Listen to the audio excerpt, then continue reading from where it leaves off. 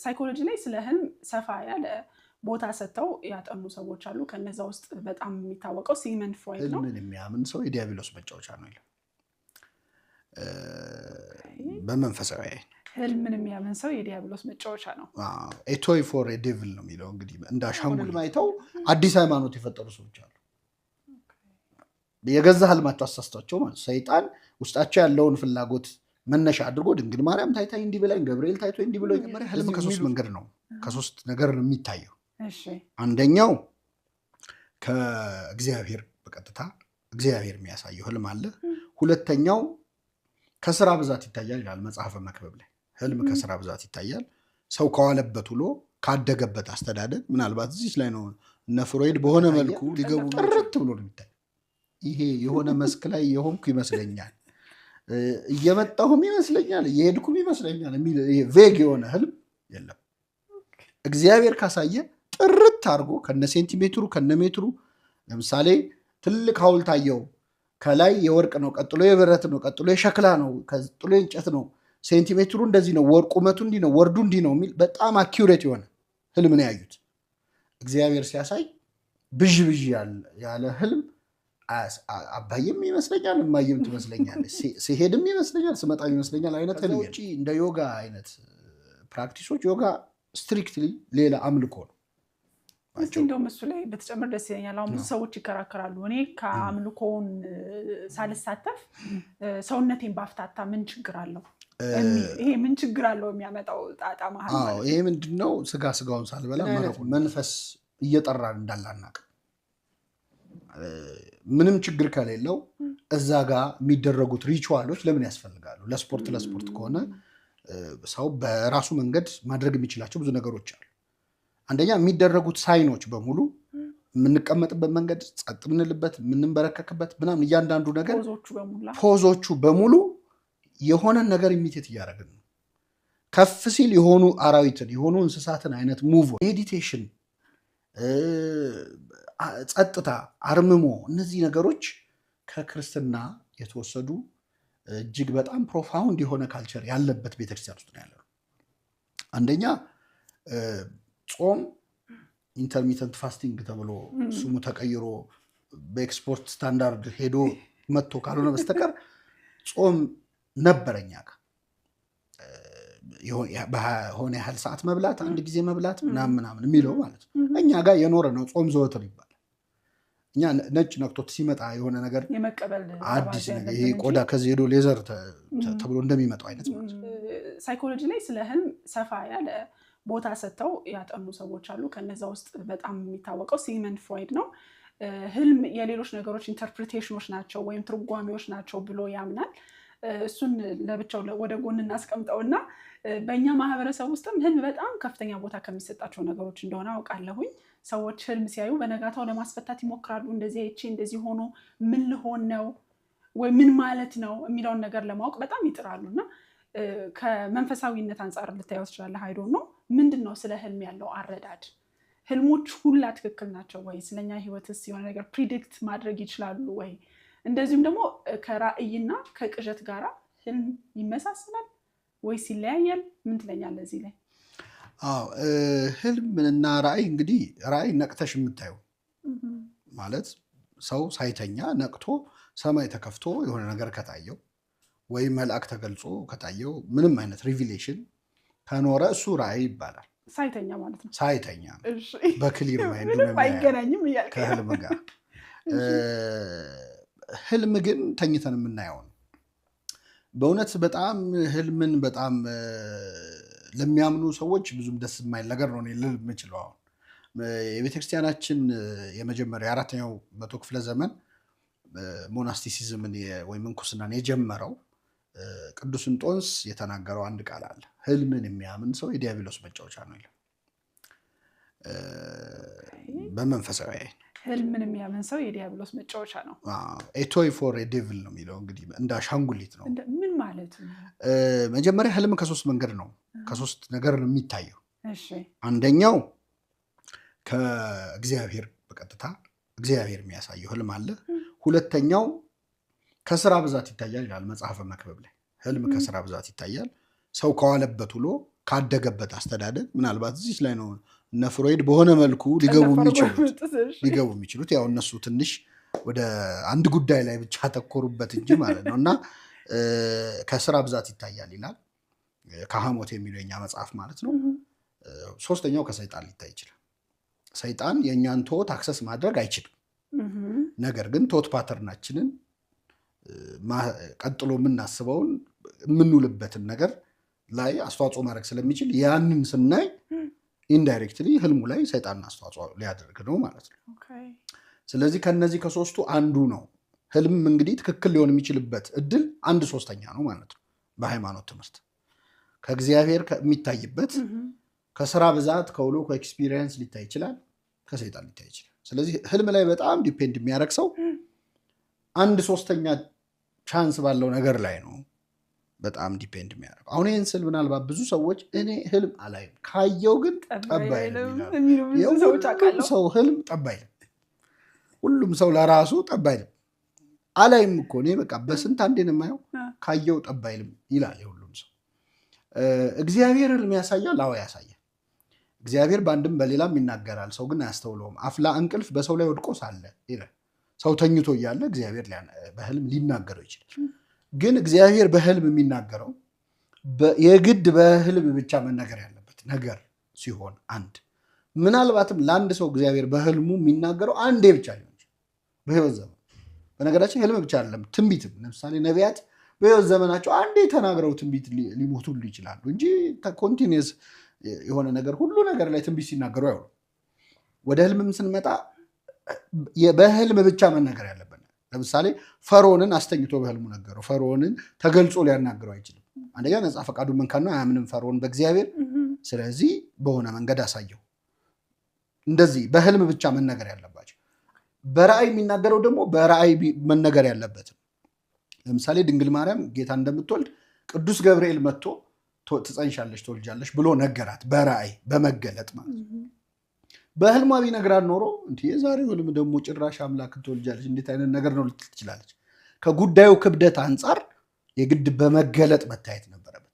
በህልም አሁን ዮሴፍን ህፃኑንና እናቱን ይዘው ወደ ግብፅ ሽሽ ለማለት መልአክ መገለጥ መውረድ የለበትም። ለሱ ደግሞ በራእይ በህልም ታየው ማለት ነው። ስለዚህ የግድ በህልም መነገር ያለበት አንገብጋቢ ጉዳይ ከሆነ በህልም እግዚአብሔር ያናግረናል።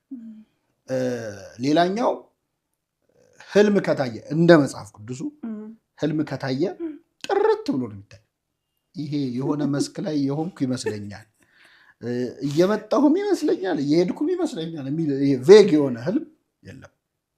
እግዚአብሔር ካሳየ ጥርት አድርጎ ከነ ሴንቲሜትሩ ከነ ሜትሩ።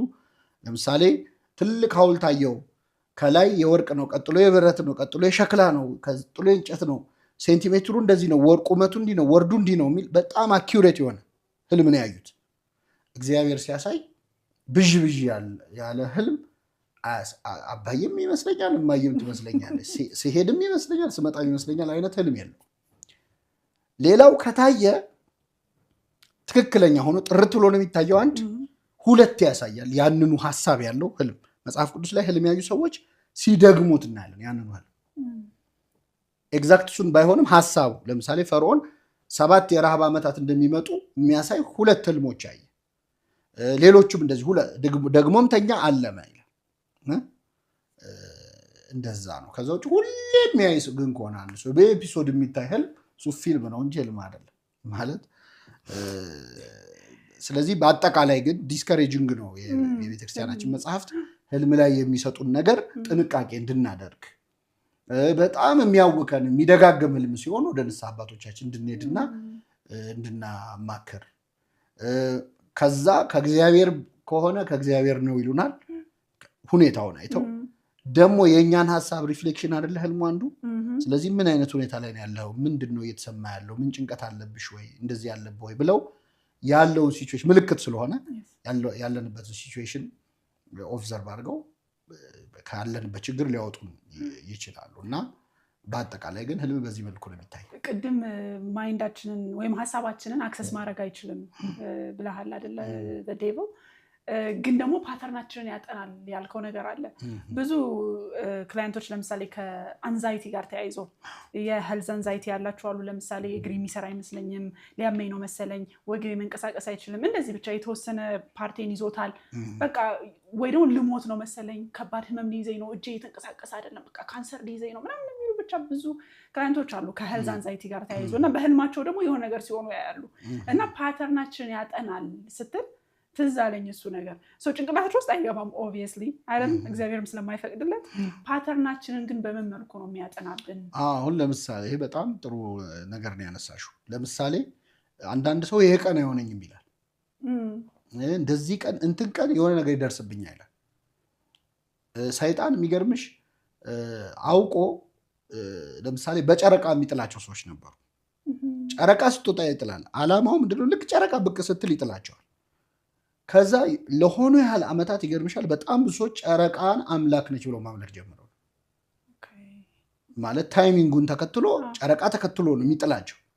ስለዚህ ፓወር ቢኖራት ነው። ብዙዎቹ ቸርች ፋዘርስ ስለዚህ ጉዳይ ሲያብራሩ ሰይጣን ሆን ብሎ ያንን ሰዓት ጠብቆ ይጥላቸው ነው። ስለዚህ የሆነ ዲቫይን ፓወርማ ቢኖራት ነው ብሎ ማለት ነው። ከዚህ በላይ ፓተርን ማንበብ አለ? ሲናገሩ ስለሚሰማቸው ማለት ነው። አሁን አባቶቻችን የሚላሉ እቅዳችሁን አታውሩ በአፍ ይሄዳል ይባላል። በአፍ ይሄዳል ማለት ሰይጣን ይሰማዋል ነው። እና እንዲህ ላረግ ነው ራሱ አትበሉ የሚባልበትም አንዱ ምክንያት እናደርጋለን ብለን የምናስበውን ነገር ከማውራት በፊት መጀመሪያ ብንይዘው የሚመረጥበት ምክንያት ያ ነው። እና ከእንደዚህ አይነት ጋር በተያያዘ ኦልሬዲ በዛ ጉዳይ ላይ ያለንን ፍርሃት፣ በዛ ጉዳይ ላይ ያለንን ጭንቀት፣ የእኛን ፕሪጁዲስ ተጠቅሞ ይረብሻል፣ ሊያውከን ይችላል። በአፍ ይሄዳል ያልከው ነገር ሰው እንዳይሰማው አይደለም፣ መሀል ላይ የሚሰማው ሰው ስላለ ነው፣ የሚቀልበው ነገር ስላለ አካል ደግሞ ከእናንተ ፊልድ ደግሞ ምንድነው አንዳንዴ ብሬናችን የሰራውን ያወራውን አይለኝም አይደለ?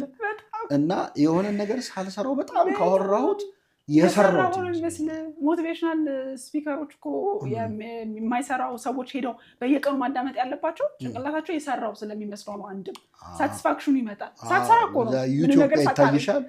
የሆነ ነገር አድርጌ ጨርሻለሁ ትያለሽ፣ ግን አውርተሽው ነው እንጂ አልሰራሽም። ፉከራ ነው የሚሆን እና አሳሳት ይዛ ሳጠብሳለሁ አትበል ይባላል። እና ቀድመን አውርተነው አንዳንዴ እንረካለን እና ሰውነታችንም ያደረገው ያህል አኮምፕሊሽ የተደረገ ይመስላል።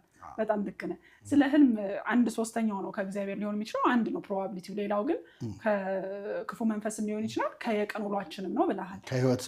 ከህይወት ኤክስፒሪየንሳችንም ሊቀዳ ይችላል። አንድ ደግሞ የሆነ ጊዜ ያነበብኩት ዘላደር ኦፍ ዲቫይን አሰንት ላይ አሁን አንተ ያልከውን የህልሙን የሚያምን ሰው የሴጣን መጫወቻ ይሆናል ከሚለው ነገር ጋር ተነስቶ እኔ ህልም ለማየት ማን ነኝ ብላችሁ ጠይቁ፣ ምን አይነት ብቁ ህይወት ቢኖራችሁ ነው እግዚአብሔር የሚያናግራችሁ የሚል አይነት ነገር ያለው ይመስለኛል። እስኪ አርመኝ ከተሳሳትኩ። በጣም ቆንጆ ነገር ነው ያነሳሽው። በመጀመሪያ እንደውም ወደ ዜና ወደ አባቶች ታሪክ ስትመጪ ሰይጣን በህልም ስላታልላቸው ብዙ ሰዎች ታሪክ ሁሉ ታገኛለች። ጭራሽ ከመንፈሳዊ ህይወት ያስወጣቸዋል። ለምሳሌ አንዱን ክርስቲያን ነው፣ መነኩሴ ነው፣ ጸሎተኛ የሆነ አባት ህልም ያሳየዋል ሰይጣን። ከዛ ህልሙ ምንድነው የሚያየው? አይሁድ ጌታን የሰቀሉ አይሁድ ገነት ውስጥ ነው፣ ክርስቲያኖች ሲኦል ውስጥ ነው ያ። ስለዚህ ክርስትና ውሸት ነው ማለት ነው ብሎ በዛ ህልም ተማምኖ ወደ አይሁድ እምነት ይዞራል፣ እምነት እስከ ማስቀየር ድረስ። ይሄ ፎልስ ሪቪሌሽን፣ ፎልስ ራእይ ማለት ነው። እና በጣም ፐርሲው የሚያደርገው ከሆነ ደግሞ አንድ ሰው በቃ የሆነ ነገር ለማየት በጣም ዴስፕሬት ሆኖ ተንገብግቦ የሚጠባበቅ ከሆነ ሰይጣን ይጫወትበታል። የዲያብሎስ መጫወቻ ነው ያለው ይሄንን ነው። በጣም ፍላጎት ካለኝ የሆነ ምልክት ለማየት የሆነ ጀስቲፊኬሽን ለመስማት በህልሜ እንዲታይቶኝ ነው ምናምን ለማለት የምጓጓ ከሆነ በደንብ ያደርጋል። ከዛ በኋላ የማይሆን ህልም አይተው አዲስ ሃይማኖት የፈጠሩ ሰዎች አሉ። የገዛ ህልማቸው አሳስቷቸው ማለት ሰይጣን ውስጣቸው ያለውን ፍላጎት መነሻ አድርጎ ድንግል ማርያም ታይታኝ እንዲህ ብላኝ፣ ገብርኤል ታይቶኝ እንዲህ ብሎኝ እንደዚህ የሚሉ ሰዎች ማለት ነው። እንደዚህ አይነት ነገር ሲሆን በቤተክርስቲያን ስርዓት እንደሚደረገው ገዳሙስ ቢሆን ከመነኮሳቱ ማለት ወደ አበምኔቱ ሄዶ ጸሎት እንዲደረግበት፣ በትክክል ደግሞ ከሆነ አንዳንድ ሰዎች በህልም እኔ አንቺ እንዳገባ ተነግሮኛል ብለው ሴቶች የሚያስቸግሩ ወንዶች አሉ። አንደኛ ደብዳቤ ግልባጭ አሉ አይደለ?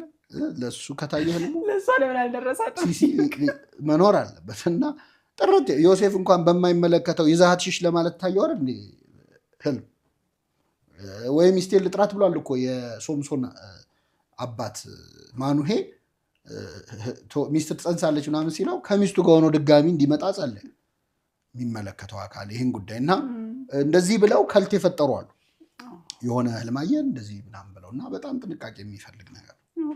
እሺ ሌላው ደግሞ በጣም ዚስ ዴይስ ፕራክቲስ የምናደርገው በሳይኮሎጂ ዓለም በተለይ ዌስተርኑ ዓለም ስለ ማይንድፉልነስ በጣም ይነገራል። ማይንድፉልነስ ማለት አሁናዊነት የሚለው ቃል ሊጠጋጋ ከሆነ አላውቅም፣ ብቻ ፕሬዘንት ሞመንት ላይ መሆንን ማለት ነው።